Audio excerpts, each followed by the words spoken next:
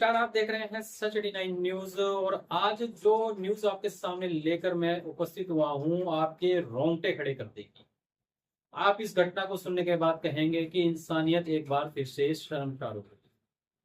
ये घटना है राजस्थान के उदयपुर के सलूम्बर के जवार माइंस थाना क्षेत्र के अंतर्गत उदवास की। घटना की तारीख 25 जुलाई गुरुवार शंकरलाल मेघवाल और उनके पिता डालचंद मेघवाल अपने घर पर बैठे होते हैं।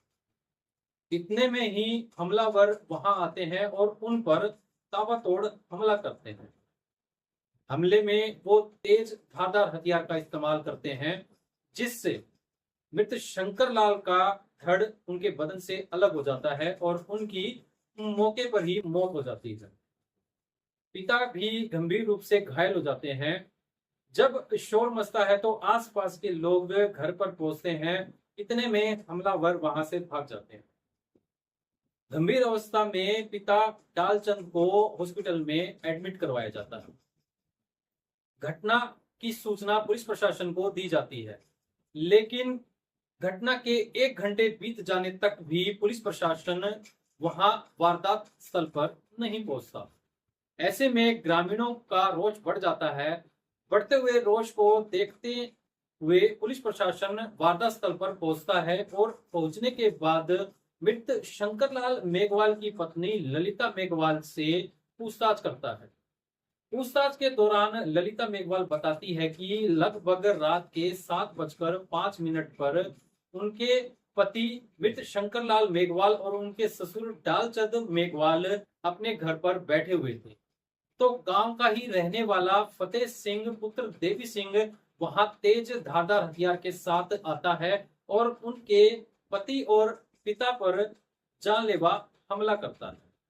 हमले में मैंने जैसे कि आपको बताया कि मृत शंकरलाल की मौके पर ही मौत हो जाती है और उनके पिता गंभीर रूप से घायल होते हैं।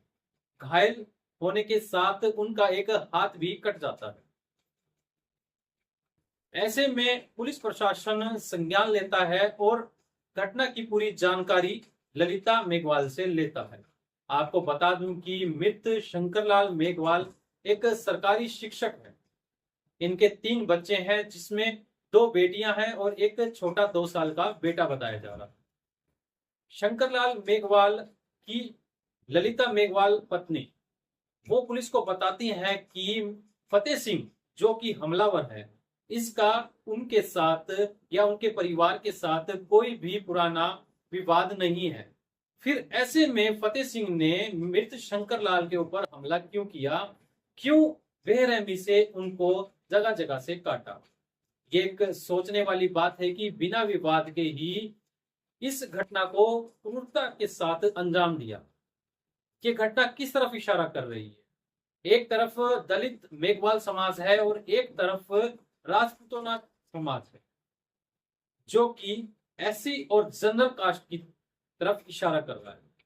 इस घटना से क्या साबित होता है कि मेघवाल समाज या दलित समाज सीधा टारगेट किया जा रहा है या कुछ और इशारा कर रहा है। ऐसे में हमारे साथ आज गीगराज जी जुड़ चुके हैं और इनसे अभी हम फोन पर बात करेंगे, क्योंकि गीगराज जी जब से ये घटना घटी है तब से वहां पर धरना दिए हुए हैं और परिवार के लिए न्याय की मांग कर रहे हैं। ऐसे में हम गीगराज जी से बात करेंगे और जानेंगे वहां की हर बात की अपडेट। तो चलिए उनको फोन मिलाते हैं और बात करते हैं गीगराज जी से। तो इस वक्त हमारे साथ समाज सेवी गीगराज जी जुड़ चुके हैं, इनसे बात करेंगे पूरे घटनाक्रम के बारे में। गीगराज जी, जो ये घटनाक्रम हुआ है इस पर आप क्या कहेंगे?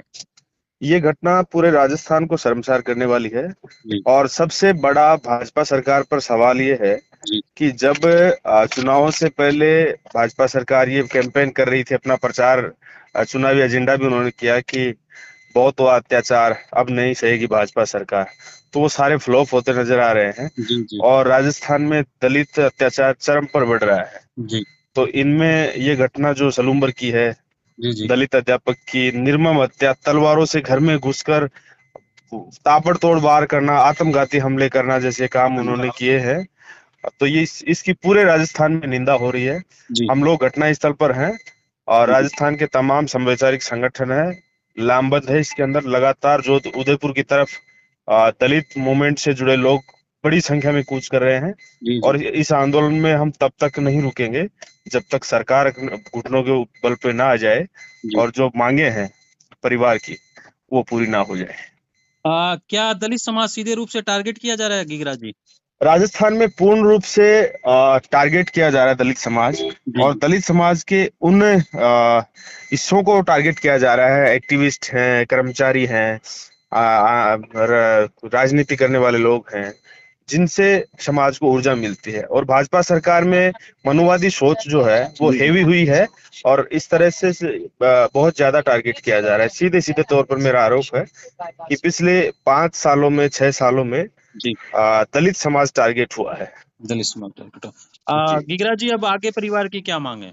परिवार की मांग है आरोपी गिरफ्तार होने चाहिए। एक आरोपी को पकड़ा है, 3 को डिटेन करना है उन्होंने बताया है पुलिस ने। जी जी दूसरा परिवार के साथ बहुत ज्यादा गलत हुआ है। भाजपा सरकार बुलडोजर का बहुत ज्यादा ऐड करती है। जी आरोपी के घर के ऊपर बुलडोजर चलाना चाहिए। परिवार को लाइसेंस शुदा हथियार मिलने चाहिए। जी जी परिवार को अनुकंपा के अलावा जी 2 नौकरी मिलनी चाहिए।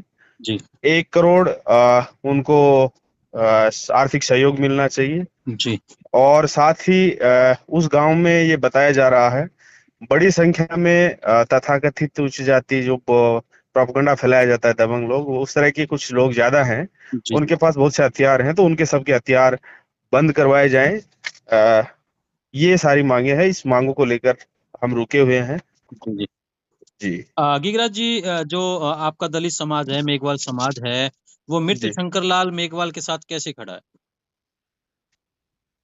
आज से पहले वो शिक्षक थे और अपने परिवार तक सीमित थे, लेकिन इस घटना ने पूरे राजस्थान को झकझोर दिया है। अब वो पूरे राजस्थान के दलित समाज ने न्यायप्रिय तमाम लोगों का हिस्सा है। जी जी उस परिवार के साथ पूरे राजस्थान के लोग खड़े हैं। जी। जी।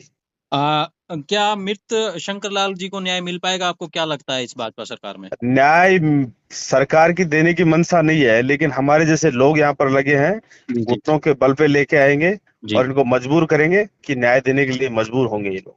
न्याय देने के लिए मजबूर होंगे। तो जी अभी जिस प्रकार सलूम्बर में सभी समाज के लोग, या आप कहें मेघवाल समाज के लोग वहाँ इकट्ठा हो रहे हैं, तो क्या हम्म। लगता है कि ये जो आंदोलन है ये उग्र होगा या सरकार इसका फैसला पहले ही सरकार कर गिरती जा रही है। जी जी दिन दिन यह मामला बहुत ज्यादा, अभी मात्र 24 घंटे में 36 घंटों में ये राष्ट्रीय स्तर का आंदोलन बन गया है। जी जी सरकार गिरती जा रही है। जिन लोगों को राजनीति करनी होती है वो लोग लगातार बढ़ रहे हैं इस आंदोलन की तरफ। और मैं तो ये कहता हूं कि सरकार की बहुत बड़ी फजीती होने वाली है और हमारा वजूद जिंदा है, हमारा जमीर जिंदा है, हमारे घुटनों में दम है। इस आंदोलन को लीड हम लोग कर रहे हैं। हिलने नहीं देंगे सरकार को, तो हम धूल चटा के रहेंगे इसमें। गीगराज जी, अभी तक सरकार या सरकार में बैठे अधिकारी ब्यौरा लेने या जानकारी लेने के लिए वहां पहुंचे हैं या नहीं पहुंचे? मानसिकता सरकार की और सरकार में बैठे लोगों की ये होती है हमेशा जी कि दलित समाज 1-2 दिन में आंदोलन उठ जाएगा। पूर्ण जी आश्वस्त हैं हम लोग और जी परिवार से हमने बात करी है। जी जी चाहे 15 दिन हो जाए, जब तक सरकार इसमें हमें कुछ आउटपुट ना देगी तब तक इसमें पीछे नहीं हटेंगे। अभी तक सरकार गलत फहमी में है, वो भ्रम हम निकालने में लगे हुए हैं और वो भ्रम निकाल के रहेंगे सरकार का। अभी तक जो आरोपी थे, पुलिस प्रशासन ने क्या उन्हें गिरफ्तार कर लिया या अभी भी वो गिरफ्त से बाहर है?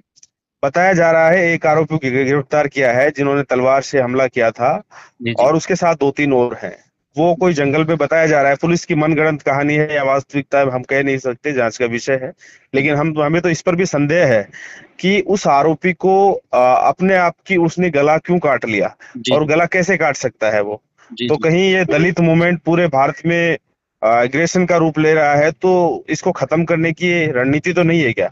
तो हम मात खाने वाले लोग नहीं है। जी जी। एक एक चीज बाल की खाल निकाल कर पुलिस अगर बदमाशी कर रही है, साजिश रच कर आंदोलन को खत्म करना चाह रही है, तो वो हम होने नहीं देंगे।